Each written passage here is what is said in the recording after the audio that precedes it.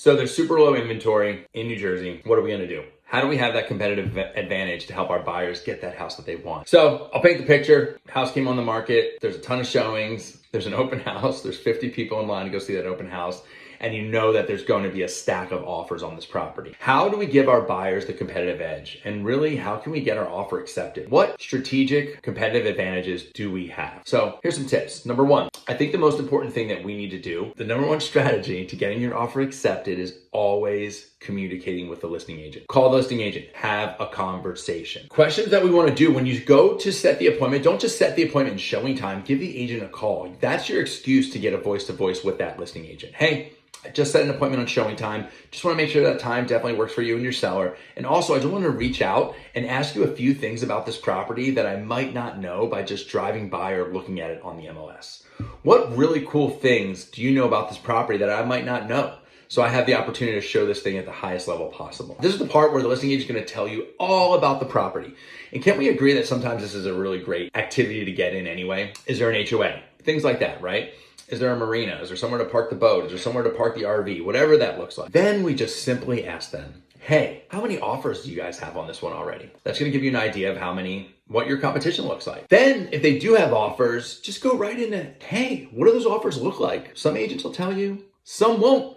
Some might just be like, hey, you know what? I've got a handful already over asking price. Right then and there, you already have a competitive advantage over the majority of the offers that are coming in. Here's a tip. Know your market. Know how high over asking price properties are selling at. That's easy. You can go on the MLS in the last 60 days and see what's sold. You can look at the list price and the sold price and have a good idea of what percentage these houses are selling at over list price. So for example, if houses are selling at 5% over asking price and the house is listed at 500, you might say something like, cool. I know they're over asking price. Do you have anything over 525? And then just pause. Let the silence do the heavy lifting. See what they have to say. And by the way, I've never played poker, but I understand that there's tells, right? Listing agent, by their reaction, even if they don't tell you the number, you'll have a good idea of where you need to go. Tip number two, still talking to the listing agent. Ask them what's important to the seller. Hey, besides price, what's really important to the seller? You know, there might be a chandelier in the living room, right? That they want to take with them,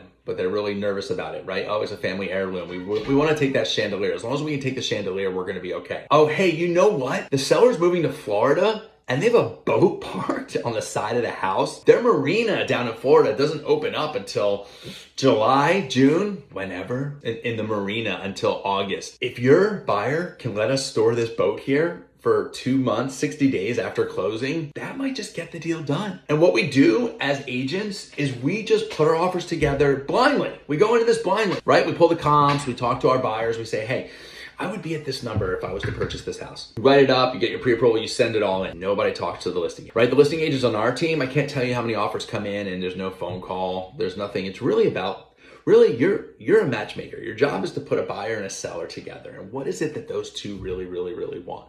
I can't tell you how many offers that we've won by just speaking to the listing agent, finding out where we're at, how competitive we need to be, getting in relationship with that listing agent, and then asking them just what does the seller need? Tell me what we need to do to get this done. Tip number 3 here, the last thing I would say is when you're sending in your offer, send in a clean offer. Put everything together in one solid PDF. Minimize contingencies, duh. Put in appraisal gaps. Waive the appraisal. Waive the home inspection. Do it for informational purposes only. Health, hazardous, structural, things like that. And communicate that to the listing agent. And finally, just use favorable terms that are in favor of the seller. My last tip here that I would give you is just get into a relationship with the agent community. I've always found it's like the 90-10 rule. There's 10% of the agent community that is listing all these properties. Get to know them. Be nice to them. Maybe set some of their open houses. See how you can help them. And finally, I think I said finally a couple times here, but I'm very passionate about this. If your buyer's looking in an area where there's an agent that's dominant or sells a lot of properties, or even if you just go to an area where your buyer wants to be, go back 6 months and call all the agents that listed properties in those areas and just ask them, say, hey, it's springtime. What do you have coming up on the market? I have a buyer that is